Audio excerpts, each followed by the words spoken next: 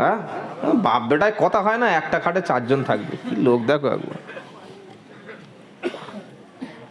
বাপের সঙ্গে বেটা কথা বলে না, বড় ভাইয়ের সঙ্গে ছোট ভাই কথা বলে না। আর ঈদের সময় 500 টাকার নোট হাতে কড়কড়ে মাল রেডি করেছে, ইমাম সাহেবের বুকে বুক দেব, আজকে জান্নাতে 1 কাঠা লিখে নেব। আছে না নাই বলেন? বাপ সেই ঈদের শেষ কাতারে নামাজ পড়ে বাপ সব লোকের সঙ্গে মিলছে, সবার সাথে বাপ কথা বলছে।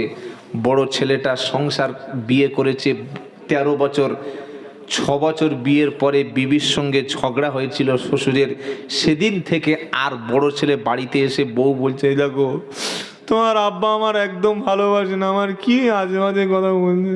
আর মেয়েদের কান্না শুনে জেমাল একবার ফাঁসবে, ও আর জীবনে উঠতে পারবে না। বউয়ের কান্না যদি শুনে একবার ফেঁসেছেন, ও আদি পিতা আদম আলাইহিস সালাম শুনে তিনি খেয়েছিলেন নিষিদ্ধ ফল, আর বিবির কথা শুনে একবার যদি পাঁচ স্লিপ খেয়েছে, ও গাড্ডা থেকে ওঠা যাবে না। বাপ 2-4টে কথা আমার বউকে, আমার স্ত্রীকে বলতে পারে না? পারে না? জোরে বলেন।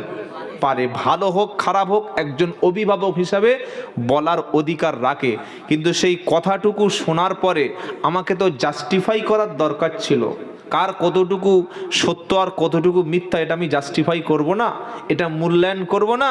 বিবি বলে দিয়েছে, কেঁদে শুনে তার পরের দিন থেকে বাপের সঙ্গে কথা বন্ধ, পুরো সব কিছু আলাদা করে নিয়েছে। আরে কথা বন্ধ করেছেন তাতে ঠিক আছে, আপনি ঈদের দিনে অন্তত আব্বাকে সালাম দেবেন না? ঈদের দিনে বাপকে ডেকে কাছে বসিয়ে বলবেন না, আব্বা 1টা বছর তুমি বাইরে ছিলে, তোমার সঙ্গে আমি বাইরে ছিলাম, সম্পর্ক ছিল না, ঈদের 3 দিন আগে বাড়িতে এসেছি, আব্বা তোমার জন্য এই ভালো লুঙ্গি, ভালো একটা উপহার এনেছি, এটা তুমি ঈদের দিন পরে নামাজ পড়তে যাও। আর ঈদের দিন বাড়িতে ফিরে কারোর বাড়ি যাওয়ার দরকার নেই, আগে আমার বাড়িতে আসবে, আমার স্ত্রী তোমার বৌমা কিছু খাবার দেবে, ওটা খেয়ে তবে তুমি যাবে। বাপের কাছে ডেকে নিয়ে, বৃদ্ধ মানুষ হাতটা কাঁপছে, বাপের হাতটা ভালো করে 2টো হাত ধুইয়ে দিয়ে, আব্বা তোমার হাত ধুতে হবে না, আমি ধুইয়ে দিচ্ছি, চামচে করে একটু মিষ্টি খাবার নিয়ে, একটু ভালো খাবার নিয়ে বাপের মুখে তুলে দিয়ে, বাপের হাতে 200 টাকা 500 টাকা দিয়ে যদি বলতাম, আব্বা ব্যবসাটা আগের মতো ভালো যাচ্ছে না, একটু দোয়া করো, বাপের ওই দোয়াটা করলে পৃথিবীর 3 কোটি পীর সাহেব, 2 কোটি মুফতি সাহেব, 5 কোটি হাফেজ সাহেব আর 100 কোটি মসজিদের ইমাম সাহেবের দোয়া একদিকে, আর ওই বৃদ্ধ বাপের দোয়াটা একদিকে। ভালো করে নিরপেক্ষভাবে বলুন, কার দোয়াটা আল্লাহ আগে কবুল করবে? ইমাম সাহেবের হাতে 500 টাকা কেন, 1000 টাকা দিন, আমি নিষেধ করব না, কিন্তু ঈদের দিন নিজের সন্তান বুকে হাত দিয়ে বলুন, বাপের কাছ থেকে কজন দোয়া চেয়েছি। বাপের সঙ্গে দেখাই করলো না, মায়ের সঙ্গে কথাই বললো না, ঈদের দিন বাপ মা কোথায় আছে খবর নিল না, সালাম ফিরিয়ে বউকে বলছে, আরে এই রেডি হয় না এখন দেখবেন। ওই ঈদের নামাজ পড়ে সালাম ফিরি আর খোদবা শোনে নাই, ছুটে মাল বাড়ি চলে এসছে, টুপিটা কোথায় ফেলে দিয়ে চলে এসছে তার ঠিক নাই, লোকের জুতো পরে বাড়ি চলে এসে ওই পাঞ্জাবিটা খুলে দিয়ে এবার জিন্সের খেঁচা প্যান্ট বার করেছে। কি প্যান্ট বলো? খেঁচি প্যান্ট।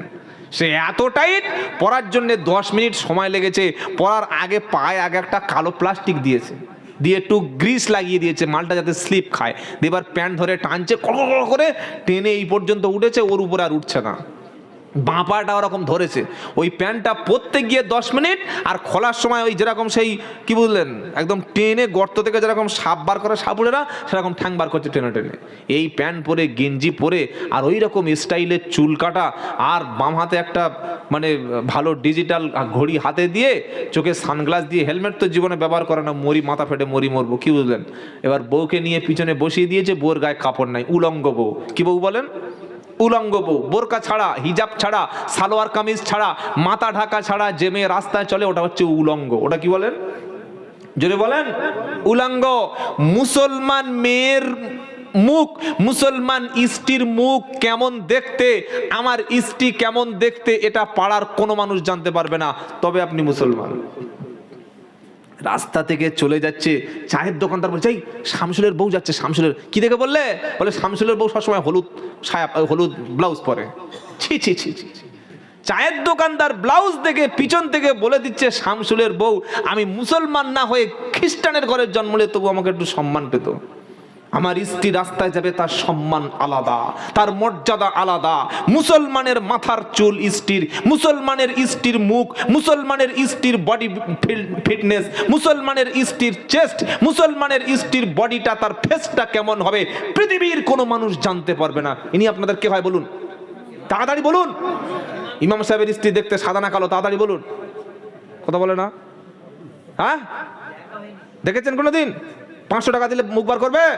ফুরপুরা শরীফে কাল সকালে যান, কাসেম সিদ্দিকের বাড়ি, তোয়া সিদ্দিকের বাড়ি, আব্বাস সিদ্দিকের বাড়ি, কি বুঝলেন, আলী আকবর সিদ্দিকের বাড়ি, যত চাচা বেঁচে আছে, যত হুজুর আছে, হুজুর হ্যাঁ মুসাফা করে 1 লাখ টাকা দিচ্ছি, খালি তোমার বোর মুখটা একবার 1 সেকেন্ড তাকাবো, খালি একটা ছবি তুলবো, দেবে?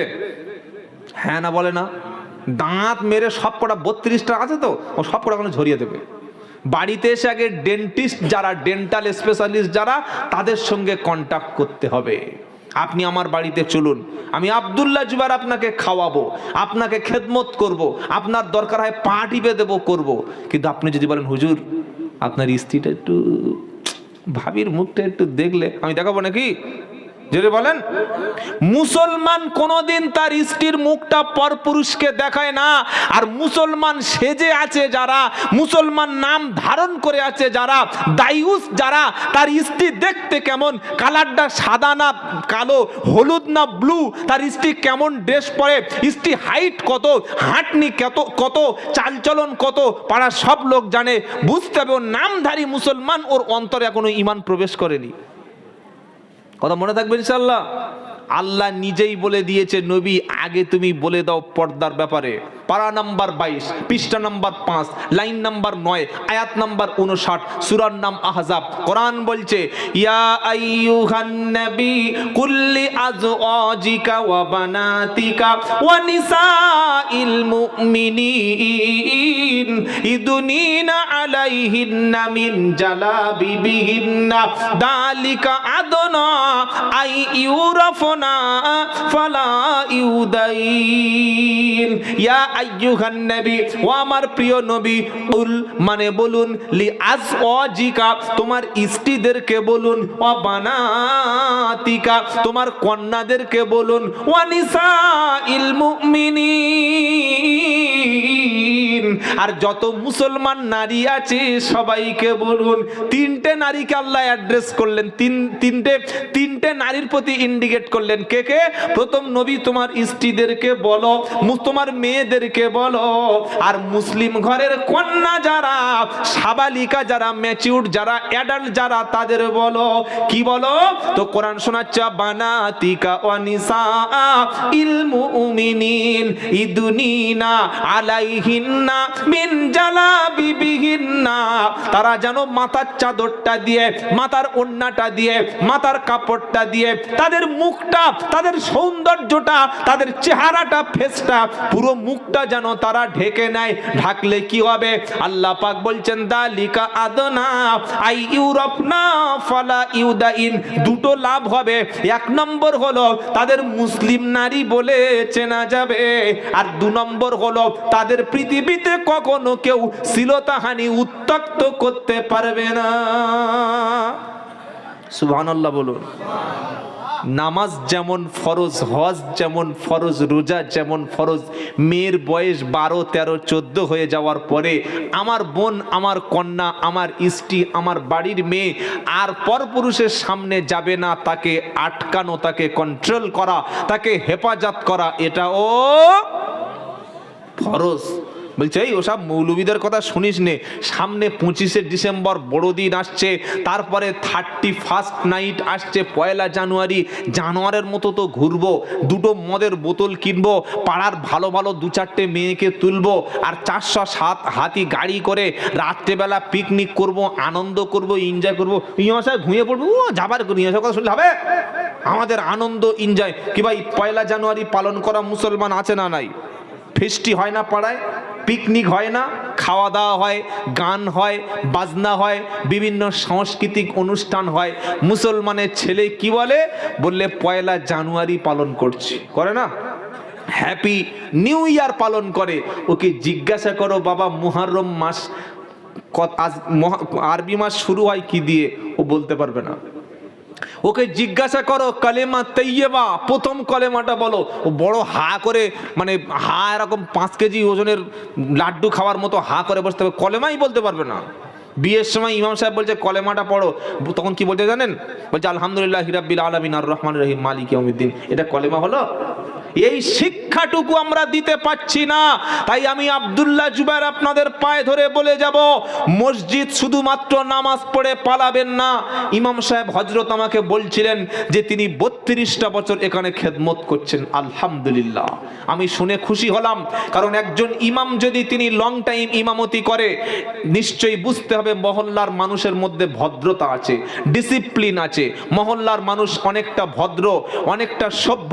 তা না হলে একটা ইমাম কোনোদিন 32 বছর একটা ডিউটিতে স্টে করতে পারে না। মানুষের মধ্যে আপনাদের ভালোবাসা আছে, তিনিও যথেষ্ট সময় আপনাদের দেন।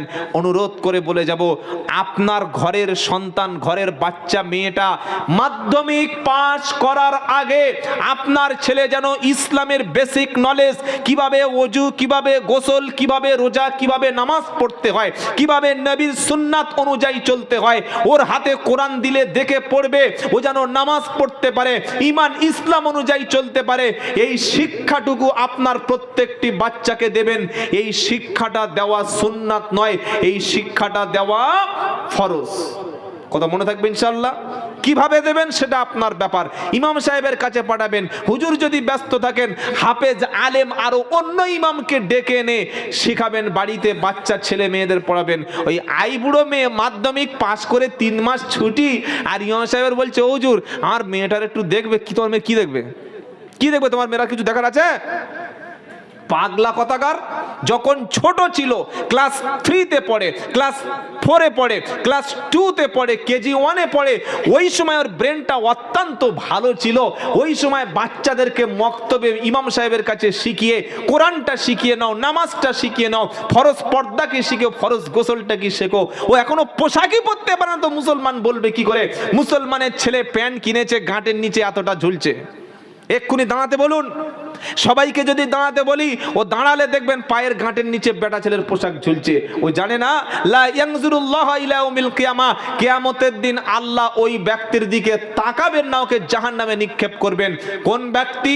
যে বেটা ছেলে, যে পুরুষ নিজের পায়ের গাঁটের নিচে লুঙ্গি ঝুলিয়ে পড়ে, নিজের পায়ের গাঁটের নিচে প্যান্ট ঝুলিয়ে পড়ে, নিজের পায়ের গাঁটের নিচে ড্রেস ঝুলিয়ে পড়ে, ও জাহান্নামে আগুনে নিক্ষেপ হবে। আল্লাহ ওর দিকে রহমতের দৃষ্টিতে তাকাবে না। কটা বেটা ছেলে জানে?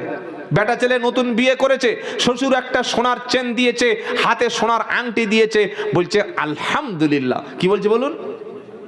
সোনার চেন, সোনার অলংকার গলায় পরেছো, মানে জাহান্নামের শিকলটা তুমি গলায় পরেছো। তোমার শ্বশুর তোমাকে জাহান্নামের শিকল পরিয়ে দিয়েছে, আর তুমি বলছো আলহামদুলিল্লাহ। তোমার মধ্যে ঈমানের কোনো অংশই এখনো নাই। তাই এটা জানা ফরজ, কোনটা চলবে আর কোনটা চলবে না এটা জেনে নিতে হবে। এই জানার সিস্টেমটার নাম হচ্ছে মক্তব, মাদ্রাসা। ওটা জানার জন্য মসজিদে ইমামের কাছে বসতে হয়। তাই কোরআন শুনিয়ে দিয়েছে, ইয়া আইয়ুহাল্লাযীনা আমানুত্তাকুল্লাহা ওয়া কুনু মা'আস সাদিকিন। 11 পারা 5 পৃষ্ঠা 5 নম্বর লাইনের 119 নম্বর আয়াত সূরা তাওবা। আয় বিশ্বাসী ঈমানদারেরা, আল্লাহকে ভয় করো, ওয়া কুনু মা'আস সাদিকিন, সত্যবাদীদের সাথে থাকো। মেয়েদের বোনেদের পর্দা করব বলুন ইনশাআল্লাহ। নিজের স্ত্রীকে, নিজের বোনকে, নিজের মাকে। এই যুবকেরা, আল্লাহ ওয়ালা ভাইরা, বিয়ে করার পরে তোমার স্ত্রীকে কোনো মরা বাড়ি, কোনো বিয়ে বাড়ি ভুলেও কখনো পাঠাবে না। কারণ বর্তমান যুগে বিয়ে বাড়ি যাওয়া মানে ওই স্ত্রী তার মান সম্মান ইজ্জত নিয়ে আরো ঘরে ঢুকতে পারবে না। আর মরা বাড়ি পাঠানো মানে ও নিজে শেষ, একে তো মাইয়েত শেষ, ও নিজেই শেষ হবে। নামাজ পড়া যেমন ফরজ, একটা সাবালিকা কন্যা, সাবালিকা বোন, সাবালিকা মা, স্ত্রী বিয়ের পরে কিংবা স্বামী হওয়ার পরে বাইরে পরপুরুষের সামনে সামনে শুধু দু হাতের কবজিটুকু খুলতে পারবে, পায়ের পাতাটুকু খুলতে পারবে, আগে তাকে মুখ ঢাকতে হবে। বললে হুজুর আমার মেয়ে তো বোরকা পরে, আমার মেয়ে তো হিজাব পরে, আমার স্ত্রী কিন্তু খুব পর্দা করে, পর্দা করে ভালো, আর ঠোঁটে লিপস্টিক দিয়ে মুখে মেকআপ পরে, মুখটা খুলে রেখে পাড়ার ছেলেদের ঘুমাতে দেয় না, এমন পর্দা করার কোনো প্রয়োজন ইসলাম মনে করে না। আগে ঢাকতে হবে মুখ। আগে কি রাখতে হবে বলুন? বোরকা পরে মুখ খুলে রেখেছে, বলছে আমার স্ত্রী বোরকা পরে হলো, পুরো শরীরটা ঢাকতে হবে। ইসলাম শুধু দুই হাতের কবজি আর পায়ের পাতাটা খোলার অনুমতি দিয়েছে। 100-র মধ্যে 90টা মেয়ে বাজারে যারা মার্কেটিং করে, ঘুরতে বার হয়, এখানে সেখানে যায়, স্বামীকে তো 4 পয়সা দাম দেয় না, আর হিজাব যদি পরে সালোয়ার কামিজ পরে মাথার উপরে খোপা বেঁধে মুখটা পুরো খুলে রেখে রাস্তায় বার হয়েছে। কিন্তু আসল ইমানদার শিক্ষিতা পরেশগার নারী সে পরপুরুষের সামনে যাওয়ার আগে নিজের চেহারাটা ঢেকে গেছে। যে জোরে বলুন সুবহানাল্লাহ। তবেই আল্লাহ পেটে আবু বকর সিদ্দিক দান করবে, তবে আল্লাহ ওই নারীর পেটে বড় পীর সাহেব দান করবে, তবে ওই নারীর পেটে ছোট হুজুর দান করবে, তবে ওই নারীর পেটে খাজা মঈনুদ্দিন চিশতি দান করবে, তবে ওই নারীর পেটে নিজামুদ্দিন আউলিয়া দান করবে। আর আমাদের যা কোম্পানি তৈরি করেছি, এমন ছেলে হয়েছে বাপের কথা শোনে না, বাপ আর ছেলে দুজনে বসে বিড়ি খাচ্ছে, বাপের সামনে বসে বসে ফোনে নোংরা ছবি দেখছে, বাপের সামনে বসে বসে মিথ্যা কথা বলছে, বাপের সামনে বলছে কোনো কথা বলবি না, টাকা বার কর, মাল খাবো। এই জন্য দায়ী তো আমরা। বিহারে দেখেছেন নীতিশ কুমার একটা নারীর হাতে মেডিকেল সার্টিফিকেট দিচ্ছিল। আমার মা, আমার ওই বিহারের বোনটা ডাক্তার, মেডিকেল ডাক্তার, তার মুখের নেকাব খুলবে না, তাকে টেনে খুলে ফেলা দেওয়া হয়েছে। দেখেছেন না? দেখেন নাই? দেখেন নাই আপনারা? চিন্তা করুন, একজন মেডিকেল, একজন শিক্ষিত, একজন এডুকেটেড মহিলা, ভাই গাড়ি যাচ্ছে, আপনারা এমন ভাবে দেখছেন যেন এখানে প্লেন ল্যান্ড করছে। এদিকে আমার দিকে তাকান, সময় হয়ে এসেছে, আমি 12টায় শেষ করবো, 1 মিনিট আর বেশি কথা বলবো না, কারণ ফজরের নামাজ কাজা করার যাবে না, নামাজ পড়তে হবে।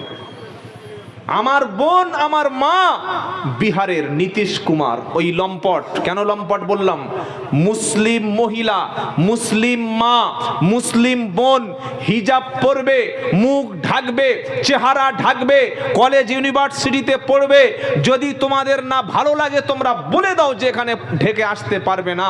আমার বোন মেডিকেল সার্টিফিকেট আনতে গেল, বিহারের নীতিশ কুমার আমার মুসলিম বোনের মুখের বোরকাটা টেনে নিকাবটা খুলে দিয়েছিল। এটা একজন মুসলমান হিসাবে কিভাবে আপনি দেখছেন? একজন ইমানদার হিসাবে কিভাবে আপনি সহ্য করবেন? আমি মদ খেতে পারি, আমি নামাজ কাজা করতে পারি, কিন্তু আমার একজন মুসলিম বোন, মুসলিম মা যখন নিকাব হিজাব পরার জন্য তার ইজ্জতের উপরে হাত তোলা হবে, গোটা মুসলিম জাতির সামনে তাকে ক্ষমা চাওয়ার মতো পরিস্থিতি তৈরি করতে হবে। কিন্তু আমরা মুসলমানরা কি দল ভাগাভাগি করি, ফেরকা ভাগাভাগি করি, মারামারিতে লিপ্ত আছি। বিহারের নীতিশ কুমার যে কাজটা করেছে, ওই কাজটা কোনো হিন্দু বোনের সঙ্গে করতে পারবে? কোন খ্রিস্টান বোনের সঙ্গে করতে পারবে? মুসলমানের হিজাব ধরে টানা আর একজন অমুসলমান পুরুষের প্যান্টের চেন খুলে দেওয়া সমান। আপনারা কি বলছেন বলুন? হিজাব আমাদের কাছে অনেক দামি, আমার স্ত্রীর হিজাব, আমার বোনের হিজাবটা অনেক দামি। তাই সামনে আরো কঠিন চ্যালেঞ্জের দিন আসছে। আমি যুবকদের বলবো, তোমরা আল্লাহর দিকে ফিরে এসো, কোরআনের দিকে ফিরে এসো, ইসলামের দিকে ফিরে এসো, কোরআন পড়ো, নামাজ পড়ো, নিজেদের মধ্যে ঐক্য তৈরি করো। ভারতবর্ষের মুসলমানদের আর কয়েক বছর পরে ভারতবর্ষকে গাজা, রাফা, ফিলিস্তিন বানানো হবে। এটা লিখে রেখে দিন। আমাদের ভোটাধিকার কেড়ে নেওয়ার জন্য যত রকমের সিস্টেম, যত প্রোগ্রাম সব করা হচ্ছে। ভোটার অধিকার রাখবে না, এসআইআর নামক যে মরণ ফাঁদে ফেলে দেওয়া হয়েছে, 2002 সালে নাম লিস্টে এসছে, আবার হেয়ারিং এ ডাকা হবে, হবে না? মানে যে কোনো ভাবেই আমাদেরকে বাংলাদেশি বানানো হবে। কি বলছি কথা বুঝতে পারছেন? এই দেশের রক্ত দিয়েছিলাম আমি, স্বাধীনতার জন্য মুসলমানরা রক্ত না দিলে আরো 500 বছর দেশ স্বাধীন হতো না। কিন্তু বেঈমান, নরাধম, যারা কৃতজ্ঞ, অস্বীকারী, তারা আজকের আমাদেরকে মনে রাখতে পারছে না। তাই যুবকদের বলবো, ঐক্যর সঙ্গে থাকুন, ইসলামকে ভালোবাসুন, কোরআনকে ভালোবাসুন, আলেম ওলামাদের ভালোবাসুন, আল্লাহ ওয়ালাদের সোহবতে থাকুন, নিজেদের মধ্যে বিভেদ করবেন না, দুর্বল হয়ে যাবেন। কথা মনে থাকবে ইনশাআল্লাহ। আর একটা কথা আপনাদের সামনে পেশ করব, আমাদের সামনে যে দিন আসছে, সংখ্যায় বেশি হলেও আমরা কিন্তু বাঁচতে পারবো না। আমাদের লাগবে এক আল্লাহর উপরে ঈমান। কি লাগবে বলেন? ঈমান কি জিনিস? বিশ্বাসটা কি জিনিস? আল্লাহকে বিশ্বাস করেছি, আমি কলেমা পড়েছি, আমি ঈমান এনেছি, আমি লা ইলাহা ইল্লাল্লাহ মুহাম্মাদুর রাসূলুল্লাহ বলেছি। আমার যদি গুলি করা হয়, আমার যদি ফাঁসিতে লটকে দেওয়া হয়, আমার যদি হত্যা করা হয়, আমার যদি সবকিছু কেড়ে নেওয়া হয়, তারপরে আল্লাহ ছাড়বো? জোরে বলুন। মসজিদ ছাড়বো, মাদ্রাসা ছাড়বো। আমাদের সরকার বলেছিল ওয়াকফ সম্পত্তি কিচ্ছু হবে না, কিন্তু রক্ষা করতে পেরেছে? জোরে বলেন, পেরেছে? পারবে না। এটা নিয়ম নয়। সেন্ট্রাল গভর্নমেন্ট যেটা আইন করবে, রাজ্য সরকারের যে স্ট্রাকচার রয়েছে, যে যুক্তরাষ্ট্রীয় পরিকাঠামো আছে, মেনে নিতে বাধ্য। তাই সামনের দিনে আমাদের মসজিদগুলি চলে যাচ্ছে, আমাদের মাদ্রাসাগুলি চলে যাবে, আমাদের ওয়াকফ সম্পত্তি চলে যাবে, আমাদের কবরস্থানগুলো ফুটবল খেলার মাঠ বানানো হবে। আর আমরা বসে বসে ভেদাভেদ করব, মারামারিতে লিপ্ত হব। আমাদের অধিকার আমাদের বুঝে নিতে হবে। এর জন্য কি লাগবে? ঐক্য হওয়া লাগবে। হিন্দু মুসলমান সকলকে মিলেমিশে থাকতে হবে। নিজেদের মধ্যে ছোট্ট ছোট্ট বিষয় যেন মারামারি করবেন না, দুর্বল হয়ে পড়বেন। আর ওই আল্লাহর উপরে বিশ্বাস করে আগিয়ে চলুন, যে আল্লাহ রাব্বুল আলামিন মুসা নবীকে সমুদ্রের মাঝখানে রাস্তা পার করে দিয়েছিলেন। বলুন সুবহানাল্লাহ। একই সমুদ্র ছিল, এক সমুদ্রের মধ্যে মুসা নবী রাস্তা পার হয়ে ওপারে চলে গেল, আর ওই সমুদ্রের মধ্যে ফেরাউনকে পানিতে ডুবিয়ে চুপিয়ে মারা হলো। দরিয়া একটা না দুটো, একটা। রাস্তা ছিল একটা। মুসা নবীর ভরসা কিন্তু ছিল কার উপরে? আল্লাহর উপরে। তাই তিনি দরিয়া পার হয়ে ওপারে যেতে পেরেছেন। আর ফেরাউন সামনে গিয়ে দেখছে সর্বনাশ, 34 নম্বর জাতীয় সড়ক, grand trunk road, GT road, ও গিয়েই নেমে পড়েছে। ফেরাউনের ভরসা ছিল রাস্তার উপরে, আল্লাহর উপরে শুধু ভরসাই ছিল না। তাই একই নদী, একই রাস্তা, মুসা নবী পার হয়ে ওপারে বেঁচে গেল। আর সেই নদীতে ফেরাউন আল্লাহর উপরে বিশ্বাস না করার কারণে ডুবে শেষ হয়ে গেল। আমাদের মসজিদ, আমাদের মাদ্রাসা, আমাদের খানকা, আমাদের কবরস্থান, এটা বাঁচানোর জন্য আমাদের আগিয়ে আসতে হবে। আমাদের আগিয়ে আসতে হবে। আগিয়ে আসবো? বলুন ইনশাআল্লাহ। ছাড়বো না কোরআন, ছাড়বো না হিন্দুস্তান, জন্মভূমির ভালোবাসি, এটাই আমার ঈমান। নারাই তাকবীর, নারাই তাকবীর। এই মনের মধ্যে কার ভয় আছে আপনাদের? সকলে বলুন। কোনো কথা বলেন, জোরে বলুন। কার ভয়? আল্লাহর ভয় যে সিনায় ঢুকে যাবে, ওই সিনার মধ্যে কোনো দল, কোনো নেতা নেত্রী, মন্ত্রিত্ব, কোনো ক্ষমতার ভয় ওই দিলের মধ্যে আর, জোরে বলেন, ঢুকবে না। তার নাম হচ্ছে ঈমান। সকলে প্রস্তুতি নিন, জন্মেছি মরবো। কি ভাই, মরতে হবে কি হবে না? ক্যান্সারে মৃত্যু হোক, টাইফয়েডে মৃত্যু হোক, সুগারে মৃত্যু হোক, আপনার ব্রেন স্ট্রোকে মৃত্যু হোক, হার্ট অ্যাটাকে মৃত্যু হোক, এই মৃত্যুটা কি ভালো মৃত্যু? জোরে বলেন। বিছানায় শুয়ে শুয়ে পেশাব পায়খানা করে ধুকে ধুকে মরা, ক্যান্সারের যন্ত্রণায় ছটফট করে মরা, টাইফয়েডে মৃত্যু, কিংবা কঠিন বিমারিতে, ডেঙ্গিতে মৃত্যু, এই মৃত্যুটা ভালো না আল্লাহর রাস্তায়, আল্লাহর খুশির জন্যে, আল্লাহর কোরআনের জন্যে, আল্লাহর মাদ্রাসার জন্যে, আল্লাহর মসজিদের জন্যে, আল্লাহর দ্বীনের জন্যে এই জীবনে আমরা দ্বীনের রাস্তায় শহীদ হয়ে মরব, কোন মৃত্যুটা ভালো? জোরে বলুন। শহীদের মৃত্যু শুনেছেন? একটা দুটো মিনিট বলে আমার সময় শেষ হয়ে এসছে, কথা শেষ করে দিচ্ছি। যদি কেউ আল্লাহর খুশির জন্য, কোরআনের জন্য, দ্বীনের জন্য, ইনসাফ প্রতিষ্ঠা করার জন্য, দেশের স্বাধীনতা রক্ষা করার জন্য, আমাদের মান ইজ্জত আর ঈমান রক্ষা করার জন্য যারা জীবন দেবে, খবরদার ওদেরকে মরা বলবেন না। ওয়ালা তাকুলু লিমাই ইকতালু ফি সাবিলিল্লাহি আমওয়াত বাল আহইয়া ওয়ালাকিন লা তাশউরুন। আল্লাহ বলছেন আমার রাস্তায় জীবন দিয়েছে যারা, তাদের মরা বলো না। ওরা মরে না, ওরা মরে না। শহীদরা জীবিত থাকে, ওরা আল্লাহর কাছে জীবিত। জোরে বলুন সুবহানাল্লাহ। যদি আল্লাহ রাস্তায় জীবন দিতে পারি, মুসলমান মরতে তো একদিন হবে, যদি আল্লাহর খুশির জন্যই জীবনটা আল্লাহ রাস্তায় দিতে পারি, প্রথম লাভ হলো কবরে আমার কোনো হিসাব আজাব হবে না। 2 নম্বর হলো কবরে আমার লাশ পচবে না। 3 নম্বর হলো শহীদের কিয়ামতের দিন কোনো হিসাব হবে হবে না, কোনো বিচার হবে না, বিনা হিসাবে আল্লাহ শহীদকে জান্নাত দান করে দেবে। জোরে বলুন সুবহানাল্লাহ। অনেকে বলবেন হুজুর গল্প তো খুব শোনাচ্ছেন, কিন্তু শহীদের তো গুলি করে মারা হচ্ছে, ফাঁসি দিয়ে মারা হচ্ছে, তাকে বন্দুক দিয়ে খুঁচিয়ে হত্যা করা হচ্ছে, তাকে টুকরা টুকরা করে জয় শ্রীরাম বলতে বলতে মারা হচ্ছে, কিন্তু শহীদের তো কষ্ট হচ্ছে, শহীদের জীবনের উপরে অনেক কষ্ট হচ্ছে না ভাই। আল্লাহর নবীর হাদিস, শহীদের মৃত্যু নবী সাল্লাল্লাহু আলাইহি ওয়াসাল্লাম বলেছেন, একটা পিঁপড়ে কাটলে, কামড় দিলে, দংশন করলে যতটুকু যন্ত্রণা হয় পিঁপড়ের কাটার চাইতে বেশি যন্ত্রণা শহীদের মৃত্যু নয়। জোরে বলুন সুবহানাল্লাহ। শহীদ যখন মরে, এপারে দুনিয়া ওপারে জান্নাত। জোরে বলুন, এপারে দুনিয়া ওপারে জান্নাত। আজ থেকে প্রত্যেক নামাজ